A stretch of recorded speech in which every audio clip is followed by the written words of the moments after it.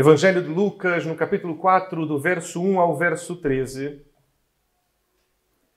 diz-nos assim: Jesus, cheio do Espírito Santo, voltou do Jordão e foi guiado pelo mesmo Espírito no deserto durante 40 dias, sendo tentado pelo diabo.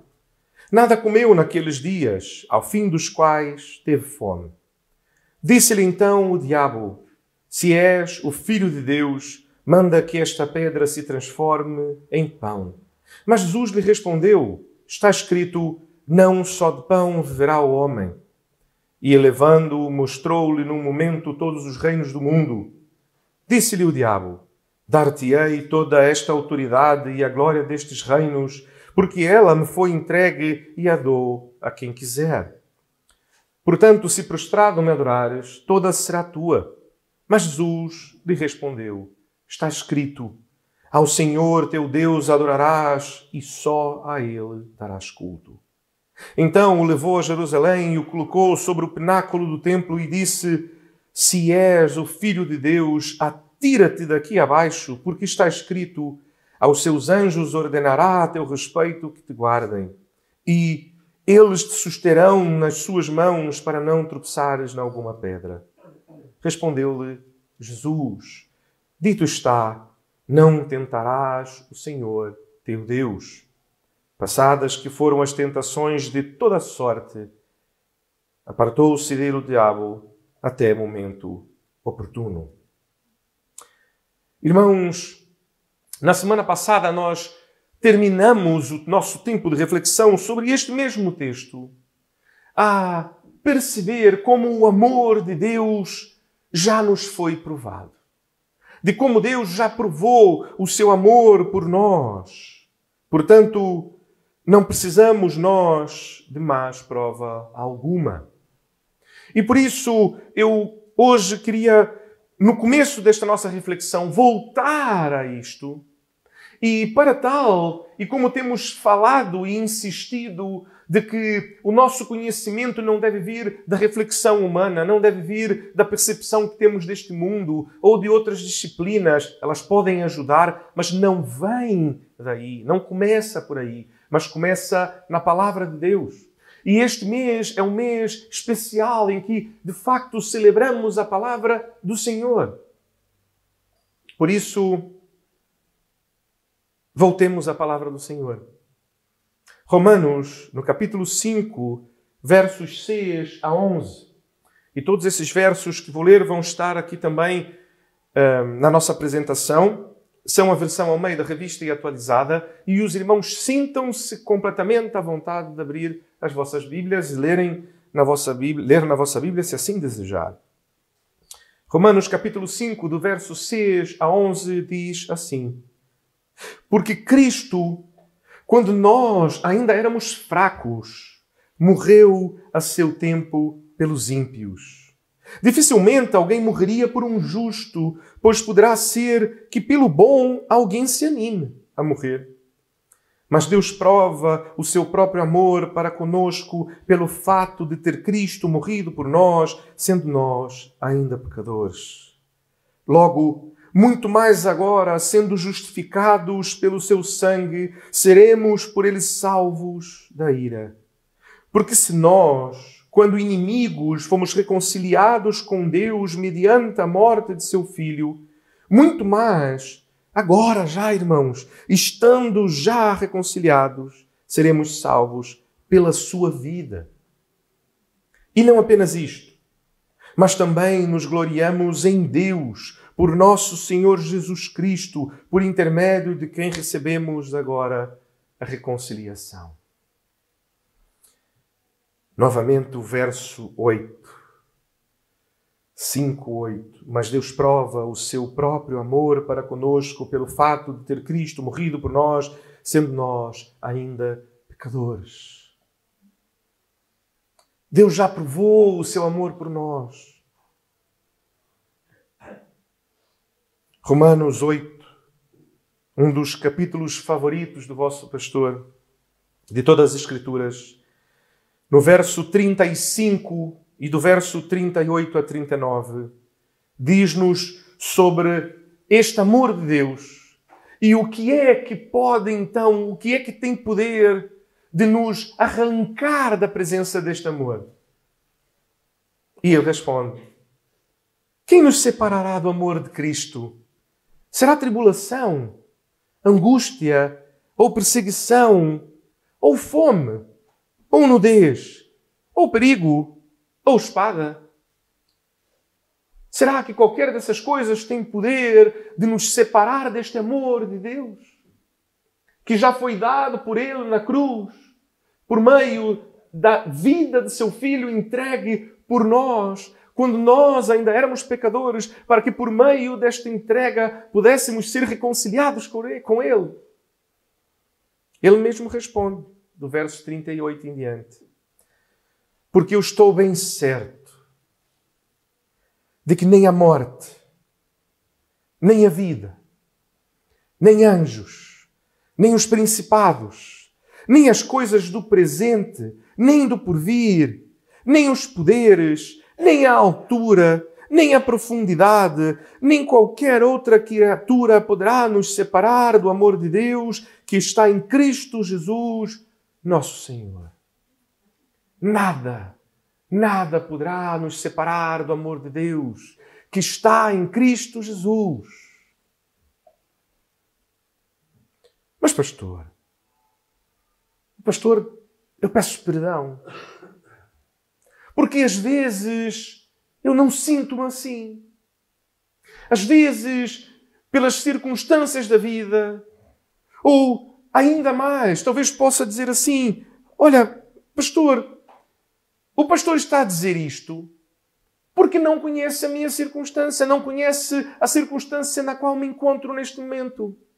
Não sabe aquilo pelo que tenho passado em minha vida. Se o pastor soubesse, o pastor perceberia que isto, se calhar não é bem assim. Meus irmãos, isto é um momento que precisamos tomar uma decisão. Quando nos encontramos em situações assim em nossas vidas, estes momentos são momentos divisores de águas. Precisamos tomar uma decisão. Ou, de facto, cremos em Deus e Sua Palavra, ou não. Porque o que acabei de ler, e é assim que nós, como batistas, temos por tradição fazer, porque a nossa tradição vem dos reformadores e de tal forma que o problema que a Igreja viu e o problema que foi percebido pelos nossos irmãos reformadores foi exatamente o facto de que a Igreja afastou-se da verdade bíblica. Porque às vezes é difícil. Às vezes a nossa vida parece não conseguir encaixar com a verdade. O que não muda a verdade. De tal maneira que devemos não falar sobre as nossas impressões, ou falar sobre aquilo que nós refletimos e as conclusões que chegamos, ou aquilo que a ciência nos tem dito sobre algo. Mas falamos sobre a palavra de Deus porque é a palavra do Senhor de todo o universo, digna e verdadeira, fiel e digna de toda confiança. Cremos ou não cremos na palavra de Deus? Porque a palavra de Deus diz que Deus já provou o seu amor por nós. Porque a palavra de Deus nos diz que nem poderes, nem altura, nem profundidade, nem qualquer outra criatura, nem anjos, nem vida, nem morte, nem principados, nada pode nos separar do amor de Deus. Mas pastor, o pastor não sabe o deserto pelo qual estou a passar. Interessante que refletimos sobre isso enquanto vemos Jesus no deserto. E já falamos sobre isto. Jesus cita, e se os irmãos apanharem, talvez a vossa Bíblia tenha referência, se não os irmãos podem ir lá ter, eu vou ajudá-los. O começo do capítulo 4, quando Jesus é tentado, a sua primeira tentação, a citação que Jesus faz é: nem só de pão viverá o homem. Isto está em Êxodo. capítulo 8, verso 3. Os irmãos sabem o que aconteceu em Êxodo. Êxodo é exatamente o livro que conta a história da saída do povo do Egito rumo à Terra Prometida. Mas o que aconteceu? E nós vamos refletir mais hoje, daqui a um bocadinho, sobre isto. Mas sabemos que o povo, entre o Egito e a Terra Prometida, havia um deserto. E enquanto lia e refletia e pensava, de facto, faz sentido quando nós olhamos também, não apenas para o povo a sair do Egito em direção à Terra Prometida, a sua passagem pelo deserto. Isto apontava, e Jesus aponta, porque nós lemos até agora e voltamos a isto. Irmãos, já estamos há mais de um ano a estudar este livro, a estudar as Escrituras, e até agora não conseguimos chegar no começo do ministério de Jesus. E então Jesus agora está no seu deserto. Jesus agora está no seu deserto. E a nós, meus irmãos, resta-nos perceber que a nossa vida neste mundo é talvez como aquele deserto que o povo do Senhor enfrentou, onde já estavam livres do Egito. O Egito já havia ficado para trás. Já não precisamos sofrer com o Egito. Não somos mais escravos, somos livres. Mas ainda não entramos à Terra Prometida. Ainda não adentramos a glória do Senhor. Continuamos a ter que conviver com a nossa própria maldade, com a nossa própria natureza pecaminosa que recebemos de Adão, com as nossas próprias inclinações para o pecado, os nossos pensamentos equivocados, a nossa lógica corrupta.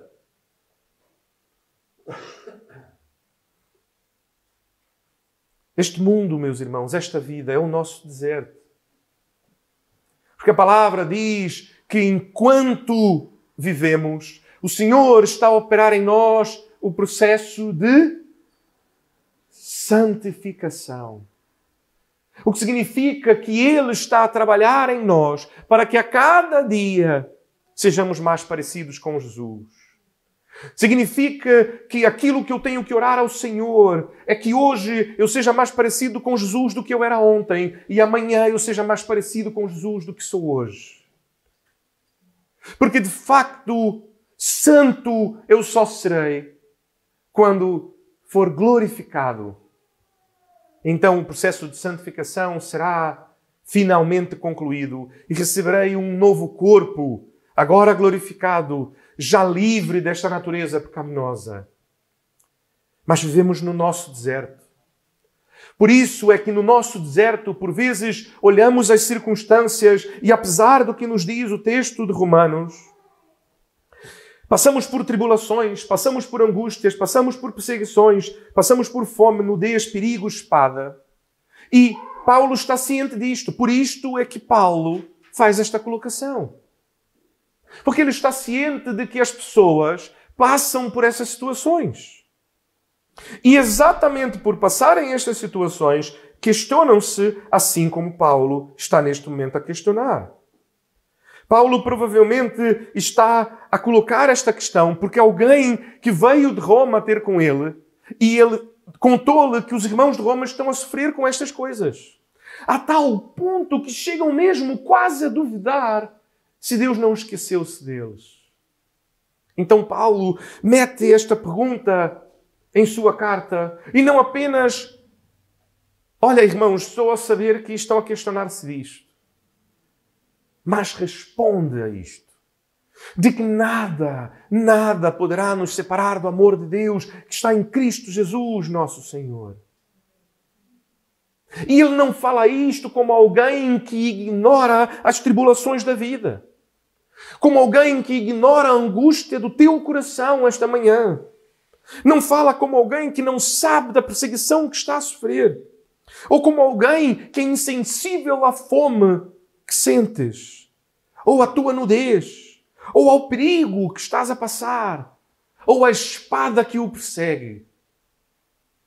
Mas como alguém que, apesar de saber de todas estas coisas, começa a sua resposta: pois eu estou bem certo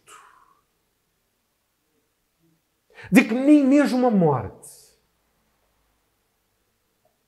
nem a vida, nem nada poderá separar-me do amor de Deus.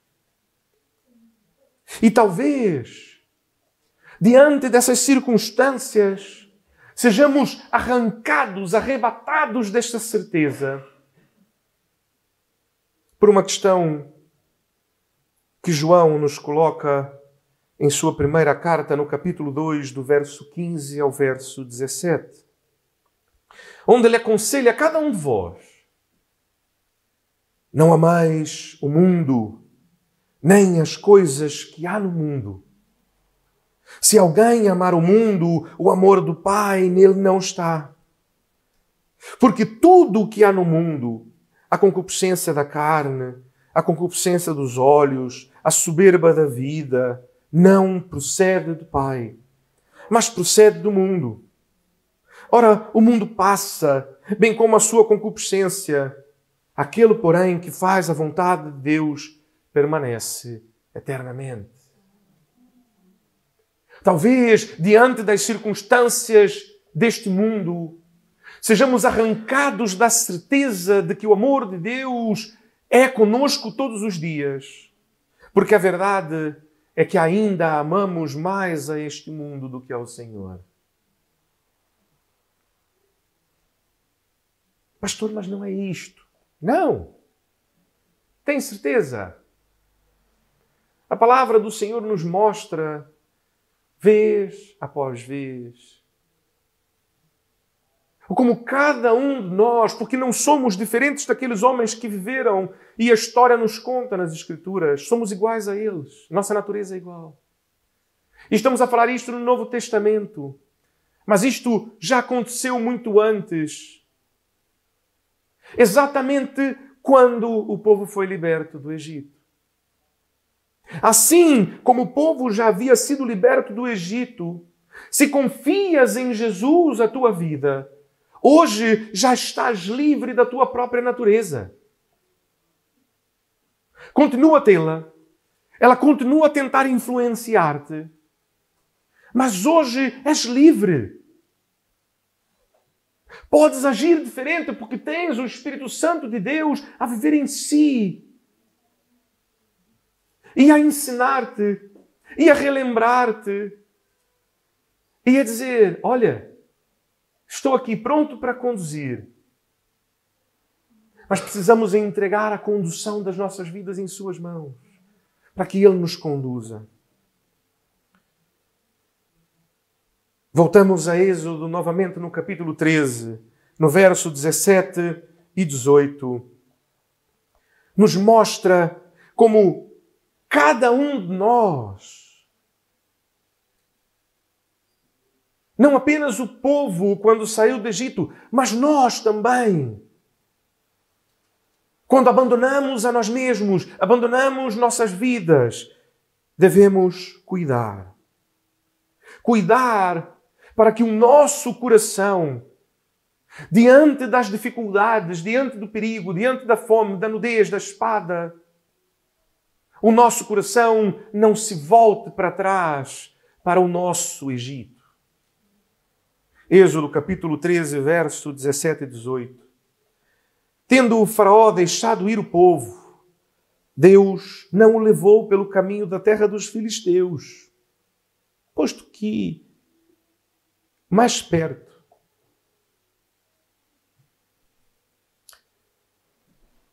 irmãos, tem quase que piada. Porque parece que o texto não faz nem sentido. Assim, olha, vamos ali à piscina, está bem? Estão a ver a piscina municipal, aqui ao outro lado da rua? Vamos à piscina, está bem? Então, saímos daqui da igreja, viramos à direita, Subimos até a rua, vamos até a rotunda e vamos dizer, epá, o pastor está passado. É só atravessar a rua. É mesmo aqui do outro lado. E Deus ainda diz, não os levei pelo caminho dos filisteus porque era mais perto. Espera lá, deve ser o contrário, não é? Quando metemos no GPS e nós, se calhar, dizemos assim, olha, eu quero ir daqui ao continente e meto lá no Google Maps. E o Google Maps dá-me 2 horas. Vou dizer, epá, Google Maps, o que é que se passa? E o Google Maps responde-me, epá, não lhe mandei por aqui porque era mais perto. Mas é exatamente o que eu quero. Eu quero o caminho mais perto. Vai-me gastar menos tempo, menos combustível. E olha, os combustíveis agora estão cada vez mais caros. Eu quero o caminho mais perto. Mas Deus diz, eu não os enviei, posto que mais perto. Pois disse, para que porventura o povo não se arrependa, vendo a guerra e torne ao Egito. Porém, Deus fez o povo rodear pelo caminho do deserto, perto do Mar Vermelho, e arregimentados subiram os filhos de Israel do Egito. Deus levou-lhes pelo caminho mais longo, porque conhecia o coração deles e sabia que seria fácil demais voltarem para trás por terem ido pelo caminho mais perto. É mais ou menos como se imaginássemos novamente. Olha, irmãos, vai haver qualquer coisa ali na piscina e vamos lá porque vai ser interessante. E de repente nós lá chegamos e as portas estão fechadas e dizem-nos, olha, por acaso tivemos aqui um pequeno atraso e só vamos começar daqui a 30 minutos, então ninguém pode entrar, tem que ficar todos cá à porta à espera. Os irmãos iam olhar para o outro lado da rua para a igreja e dizer, epá, vamos voltar lá para a igreja, não é? Ficar lá sentadinhos. Depois, se calhar, a hora que abrir a porta, pronto, nós voltamos. Porque é perto. Porque é fácil. Mas Deus diz, eu os levei pelo caminho mais longo, porque conheço o vosso coração e sei que diante da guerra, diante das adversidades, diante do perigo, da fome, da nudez, da espada, da perseguição, o vosso coração rapidamente voltaria para o Egito e conduziria as vossas pernas para tal. Então, em Êxodo, no capítulo 14, verso 10 e 12, e chegando o Faraó, os filhos de Israel levantaram os olhos, e eis que os egípcios vinham atrás deles, e temeram muito. Então, os filhos de Israel clamaram ao Senhor. Disseram a Moisés, será?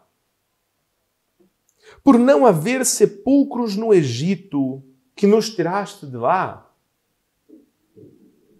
Para que morramos neste deserto? Por que nos trataste assim, fazendo-nos sair do Egito?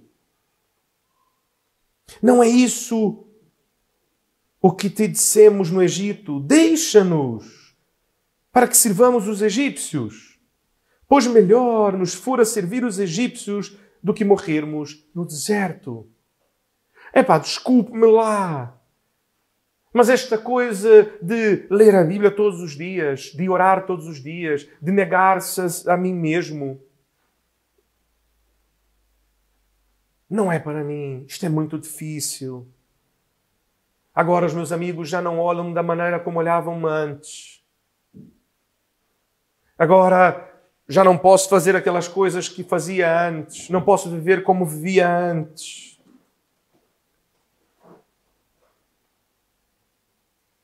Era melhor que tivesse continuado a minha vida como estava. Estava melhor.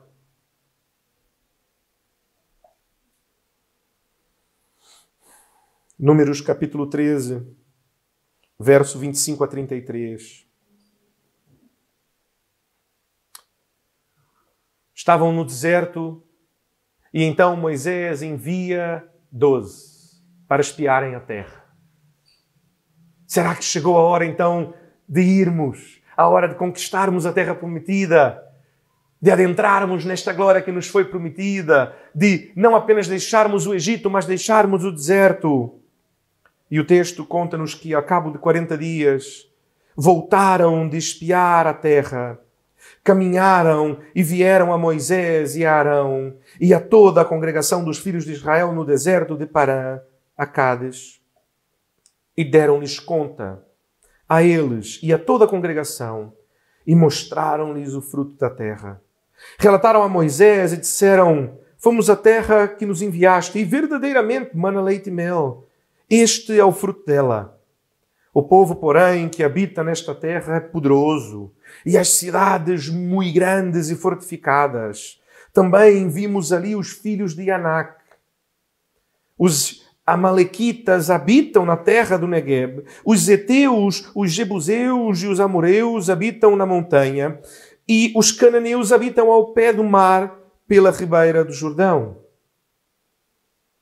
Então Acabe fez calar o povo perante Moisés e disse: Eia! Eu acho que Acabe era português. Este Eia!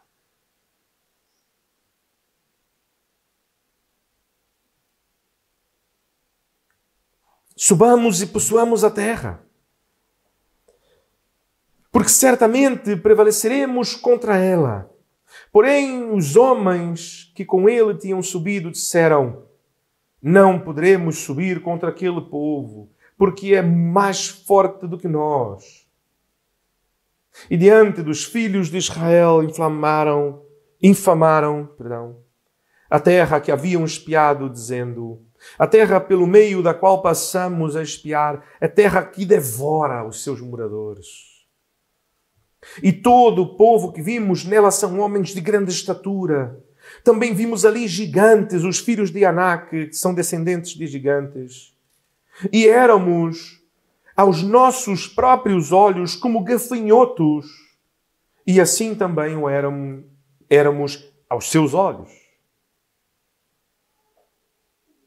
Irmãos, neste momento está a haver uma guerra. Real mesmo. Os irmãos o sabem. Temos levantado os recursos para apoiar, temos orado por esses irmãos dos dois lados da guerra. Uma guerra em que a Rússia invadiu a Ucrânia. E certamente há ali pessoas que dizem: epá, não podemos contra eles. Se calhar deixamos tudo isto e pronto, é isto. Fazer o quê? Mas existem também outros que dizem: não, mesmo assim, haveremos de lutar. Precisamos lutar. Mas há quem diga: não há hipótese. Não há esperança. É uma questão de que estamos a atrasar esta conquista, mas é algo inevitável. Qual é a diferença entre aquilo que o povo viveu no Egito e esta guerra? A diferença é uma. O povo no deserto estava ali, foi espiar a terra, porque Deus havia mandado. E novamente precisamos fazer uma escolha. E a escolha que fazemos não é a escolha sobre a nossa capacidade. O erro aqui do povo é que o que eles fizeram novamente foi olhar as circunstâncias. E disseram: ok, eu já percebi. Não é mais para olhar ao Egito. Está bem. Ok, eu percebi. Não é mais para olhar a nossa dificuldade no deserto. Ok, está bem. Mas agora, então agora se calhar, como já não olham mais para o Egito, como já não olham mais para a dificuldade que enfrentam no deserto, se calhar já estão prontos para adentrar a terra prometida. Mas não estavam. Porque faltava-lhes também aprender a não olhar as circunstâncias que teriam que enfrentar para chegar à terra prometida.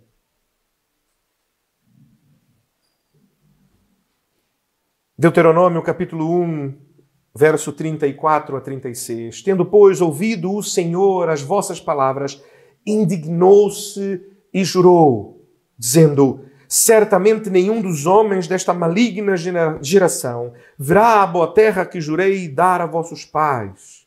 Salvo Acabe, filho de Jefoné, ele a verá.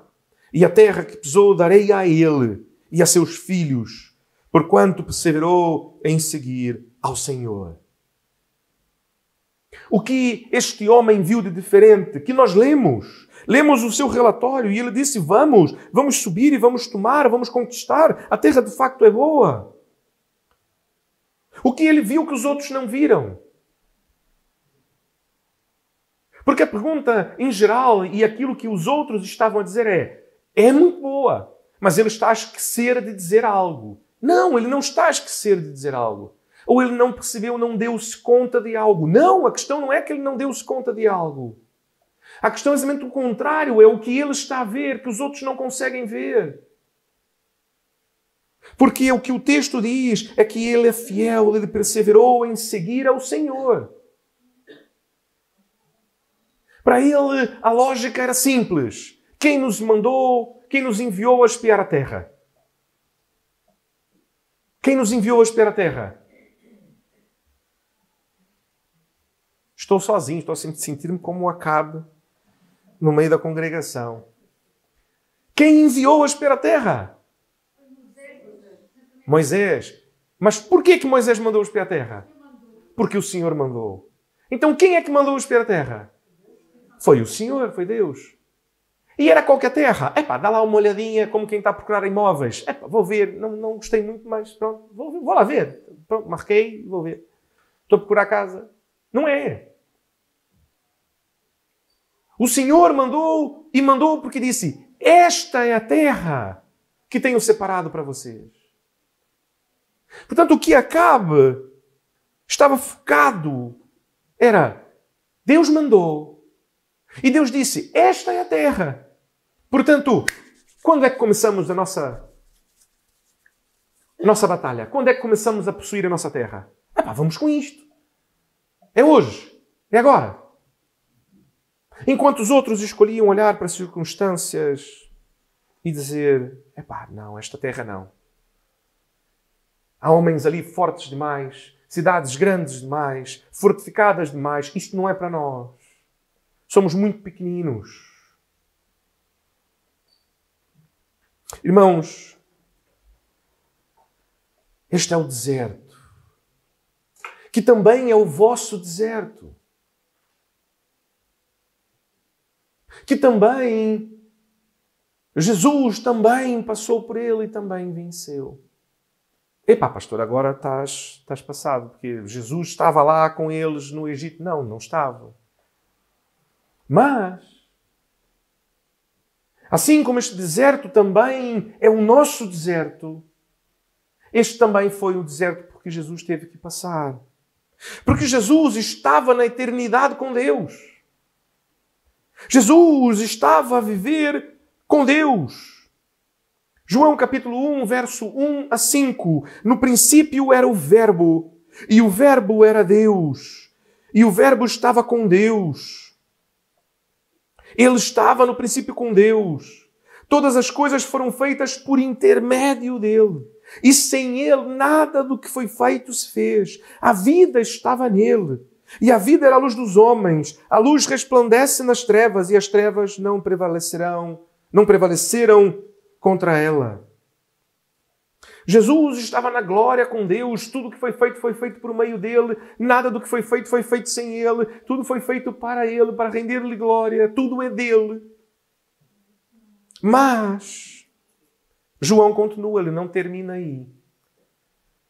Verso 6. Houve um homem enviado por Deus, cujo nome era João. Este veio como testemunha, para que testificasse a respeito da luz, a fim de todos virem a crer por intermédio dele. Ele não era luz, mas veio para que testificasse da luz, a saber, a verdadeira luz, que vinda ao mundo, ilumina todo o homem. O Verbo estava no mundo. O mundo foi feito por intermédio dele, mas o mundo não o conheceu. Veio para o que era seu e os seus não o receberam. Jesus deixou a sua glória E veio a este mundo, fez-se carne, tornou-se um bebé, impotente, frágil. Fez-se homem, habitou entre nós, veio ser a luz do seu povo, mas o mundo não o conheceu. Veio para os que eram seus, mas estes não o receberam.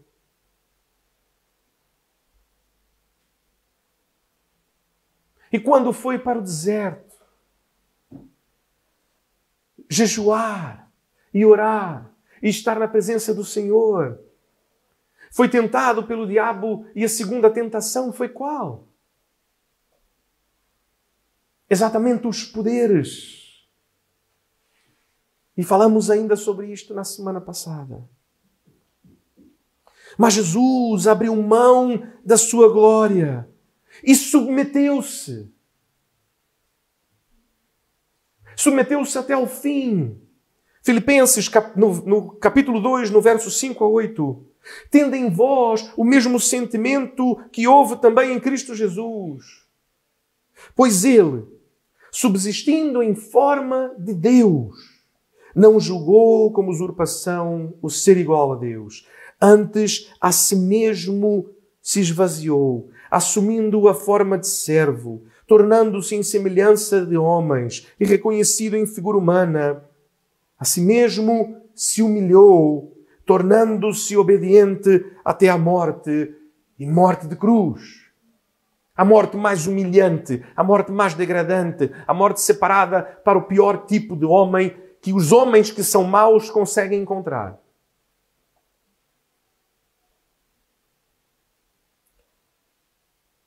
Mas, irmãos, isto tudo pode ficar aqui.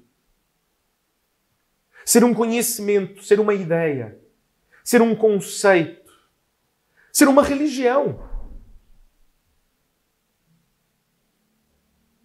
Mas precisa passar e ser mais do que isto. Precisa tornar-se uma decisão. Precisa tornar-se em ação. E para isto precisamos de disciplina. Disciplina é exatamente o conceito que nos diz que seguimos em frente porque temos algo em mente no fim. Porque olhamos o fim. Ninguém faz dieta porque diz: epá, estou com tanta fome, sabe tão bem estar com fome. Vamos lá comer? Não, estou de dieta. Epá, não tem nada melhor do que estar de dieta. Perder aqui uns quilinhos, epá. Mas então, estás a querer perder peso? Não. Peso? Epá. Não faço dietas para perder peso. Eu faço dieta porque é mesmo bom estar de dieta. Para nós portugueses ainda mais, não é? Nossa comida é tão boa. Se fôssemos, se calhar, de outro país, ainda sabia bem fazer dieta, né? Epá, não, obrigado, não. Mas cá não há hipótese, não é? E ainda andamos pela rua, temos um café em cada esquina e passamos ao pé do café e sentimos aquele cheirinho a convidar-nos a entrar. Se não tivermos cuidado, andamos quase que a entrar em um café após o outro e chegamos em casa uns 2 quilos mais pesados. Mas disciplina é exatamente o que nos move. E eu estou a usar esse exemplo, que parece um exemplo tolo. Mas a disciplina é o que nos move quando existe algo que de facto não é o mais prazeroso.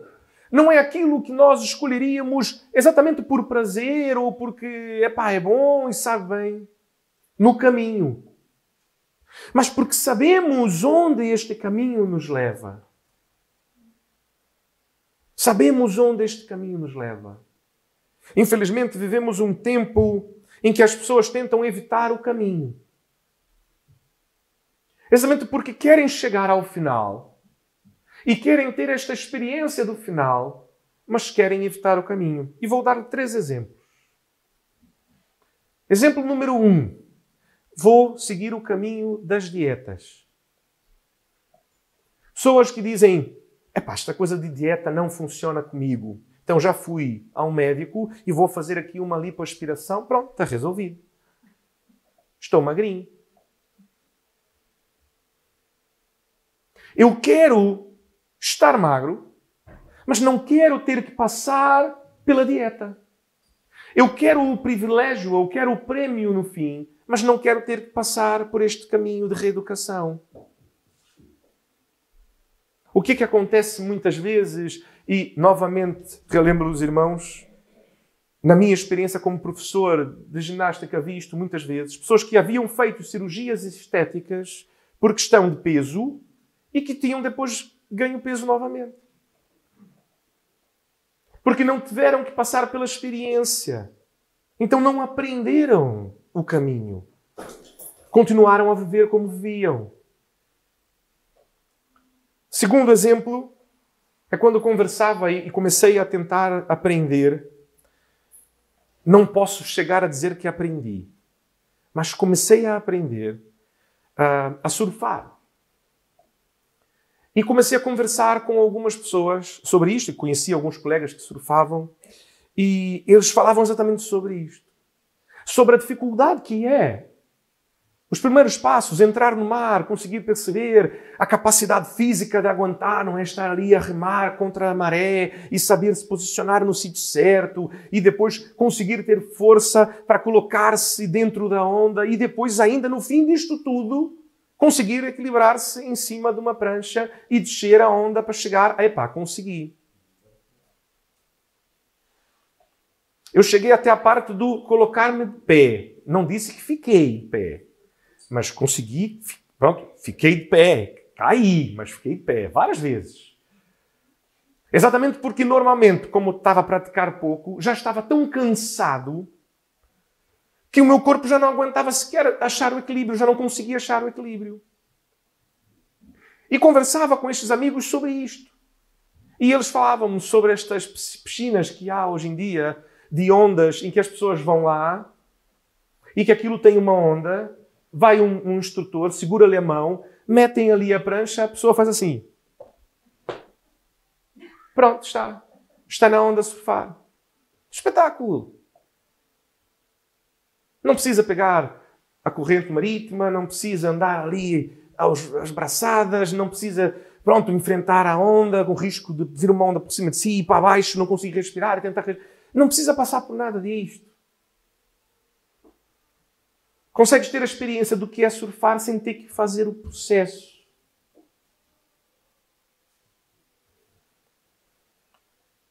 Exatamente porque o nosso tempo é um tempo de indisciplina. Mas um dos pais da igreja escreveu uma frase que eu estava a estudar essa semana e percebi. Não tenha medo de negar-se a si mesmo.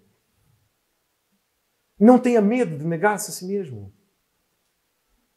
E parece também, novamente, parece um bocado contraditório, não é? Medo de negar-se a mim mesmo. Epá, negar-se a mim mesmo, negar a mim mesmo não é prazeroso.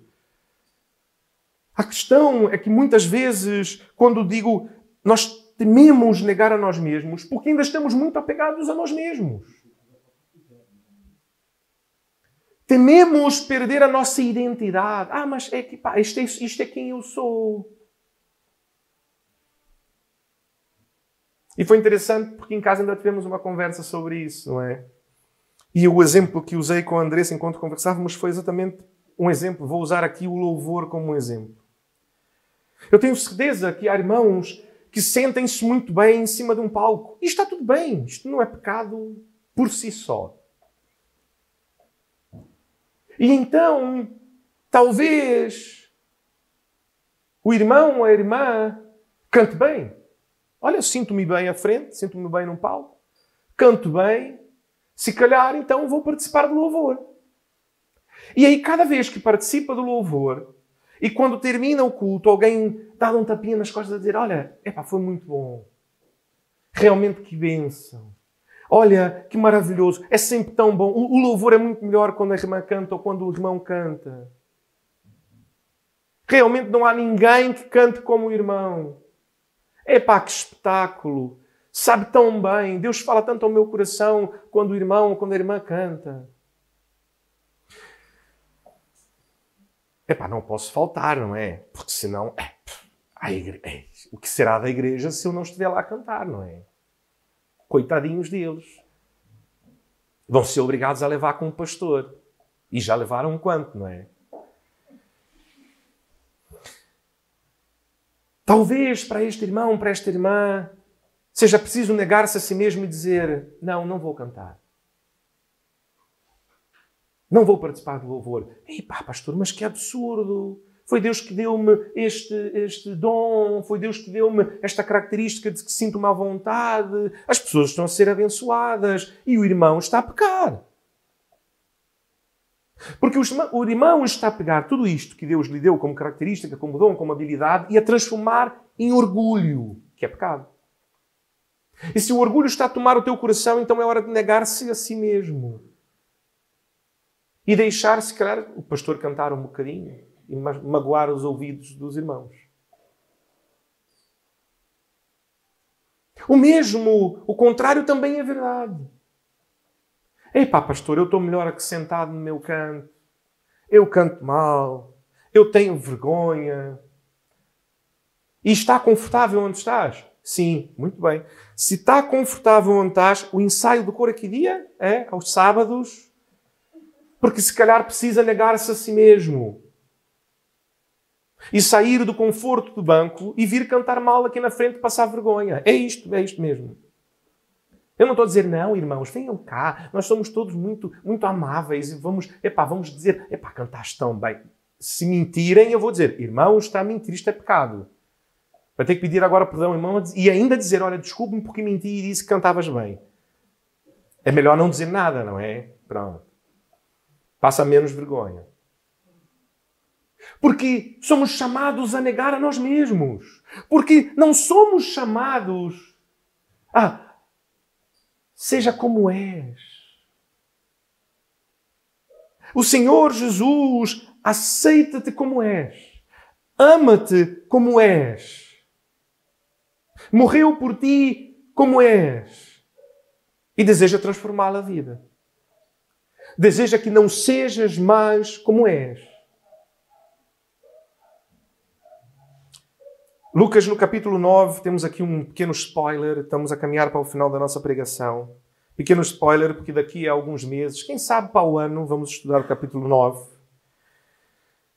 Onde diz assim que Jesus, e começa o capítulo 23, dizia a todos: se alguém quer vir após mim, a si mesmo se negue, dia a dia toma a sua cruz e siga-me.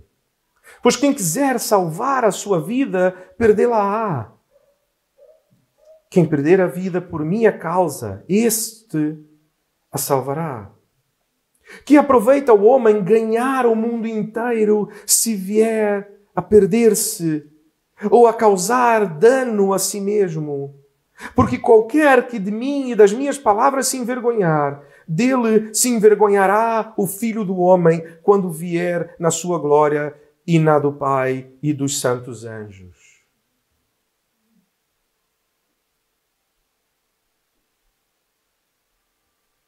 O convite de negar-se a si mesmo não é do vosso pastor. Não é da vossa igreja. O convite para negar-se a si mesmo é de Jesus. E por isto li o texto que li anteriormente. Porque Jesus, Ele mesmo negou-se a si mesmo. Ele mesmo abriu mão da sua glória e tomou a forma de homem e sofreu. Foi rejeitado. Foi humilhado. Foi levado à morte. E morte de cruz. Para que Ele, por meio dele, para que Ele fosse o primogênito entre muitos, para que por meio dele pudéssemos ter então a vida. E Ele não diz-nos isto como alguém que está indiferente, ou como alguém que sabe teoricamente. Mas agora vou usar um termo bastante popular em nosso tempo, mas que os irmãos percebem que já está presente nas Escrituras há milhares de anos. Jesus tem lugar de fala. Jesus sabe cada sofrimento que passaste. Ele passou e os venceu, para que hoje, por meio do seu Espírito Santo, pudesses também vencer.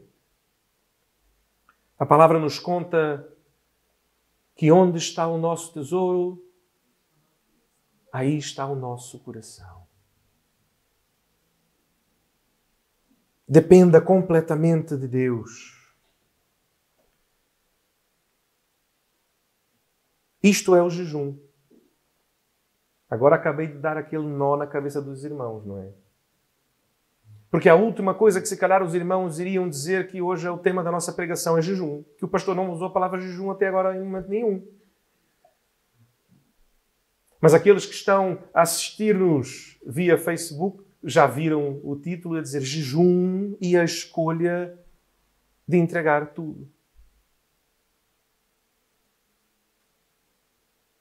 Porque é isto que o texto nos aponta e não são duas coisas distintas. O que estava a falar até este momento era exatamente sobre o jejum.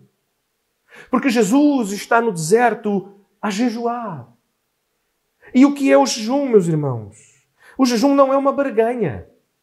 Há pessoas que dizem assim, vou fazer um jejum. E o outro que também pensa do jejum tão errado quanto este, pergunta-lhe, mas porquê? Qual é o motivo especial? Qual é a razão? Não é? Porque o jejum é mais ou menos como, um reforço, não é? Quando precisamos de um documento e a pessoa diz, mas é urgente. E nós pagamos aquela taxazinha de urgência para vir mais rápido. Vamos tirar, a irmã Ana percebe melhor disto. Quando vai tirar um passaporte, podes fazer essa opção, não é? Normalmente demora ali uma semana, qualquer coisa mais, mas pode pedir com urgência e aquilo chega em poucos dias. Pagas uma taxazinha maior, mas recebes aquilo mais rápido. O jejum é mais ou menos isto, essa taxa de urgência, não é? Eu estou a orar, tenho a orar muito, e tenho a jejuar, que isto é realmente corta a fila das prioridades. É como as senhas da prioridade, não é? Não é.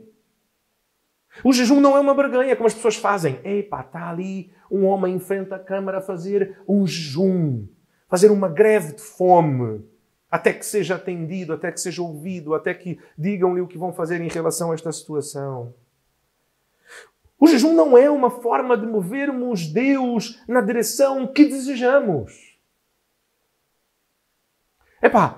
Eu estou a orar por isto. Mas parece que Deus não responde. Então eu vou jejuar. Porque assim não há hipótese. Não é? Assim vai acontecer. Assim Deus tem que fazer. O jejum, meus irmãos, é uma disciplina espiritual. O jejum é uma disciplina espiritual. De colocarmos o nosso ego, de colocarmos a nossa vontade, de colocarmos as nossas inclinações no seu devido lugar. Onde? Aos pés da cruz. Submissos a Deus. Quando reconhecemos que não existe nada, nem a nossa própria vida, nem a nossa fome, nem as nossas necessidades mais essenciais são mais importantes do que conhecer a Deus. Jesus foi no deserto orar para alguma razão especial? Foi. Porque o texto nos diz que Jesus, conduzido pelo Espírito, foi para o deserto. Então Jesus foi jejuar, porque ele queria mais uma vez dizer a Deus, tudo o que há em mim, tudo o que há em mim está submetido ao Senhor. Esta minha natureza humana, pecaminosa, está submetida ao Senhor.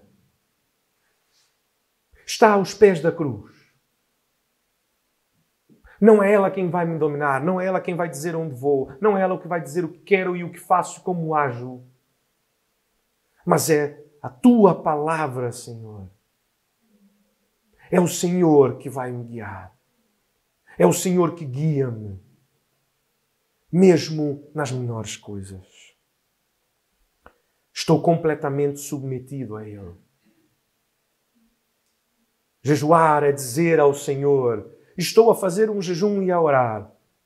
Sabe o que o jejum significa? Jejuar é dizer ao Senhor: Senhor, eu estou a orar assim. Eu estou a orar, a pedir por isto. Isto é algo que me é muito caro. Eu tenho um desejo nesta direção. Mas, Senhor, eu sou teu. E, portanto, tudo está submetido ao Senhor. Portanto, faça como o Senhor quiser.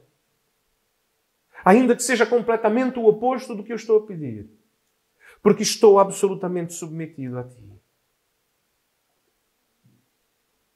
Quando foi a última vez que jejuaste? Não como uma barganha com Deus. Não porque tem um motivo especial, um pedido especial. Mas quando foi a última vez que percebeste: se calhar eu preciso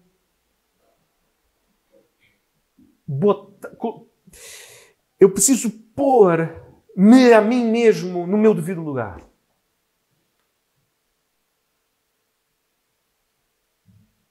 Eu preciso mostrar para a minha carne quem é que manda. Que não sou eu. Não é o quem é que manda, quem manda que sou eu. Não, ao contrário. Mostrar que quem manda não sou eu, é o Senhor. E o fazer por meio desta disciplina que coloca de facto, leva-nos ao limite. Queria desafiar os irmãos a esta semana fazerem um jejum. Não precisa ser um jejum de 40 dias como o Senhor Jesus fez, mas uma refeição. Escolher uma refeição durante a semana e fazer um jejum. Novamente, um jejum correto. Um jejum como nos é ensinado por Jesus. Um jejum de reconhecer e sujeitar a nossa carne ao Senhor. E assim adorarmos ao Senhor. Assim louvarmos ao Senhor, engrandecermos ao Senhor. Desta vez não com música, não a cantar, não com palavras, mas com a nossa atitude. Não uma atitude que os outros possam ver. Porque o Senhor Jesus disse que quando jejuássemos, não deveríamos andar com cara triste. Epá. E de repente para alguém perguntar, como falamos também no começo do culto, não foi? Ei, o que é que houve? Estás aí um bocado abatido. Epá, que eu estou a fazer um jejum, que sou muito espiritual, sabe? E portanto, olha, é um jejum muito difícil. Epá, tu não conseguirias. Não tente fazer como eu, que não és tão espiritual, mas pronto, é isto. Mas Jesus disse que deveríamos fazer o oposto.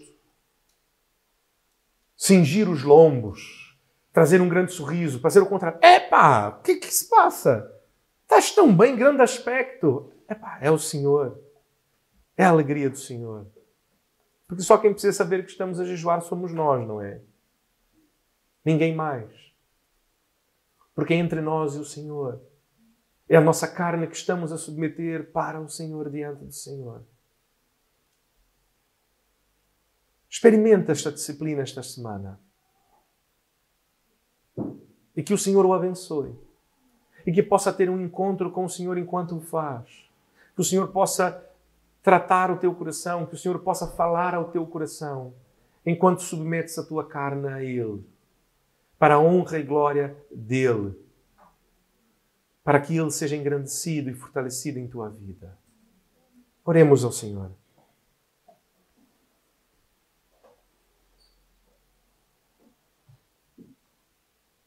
Senhor Deus e Pai, nós somos gratos a Ti.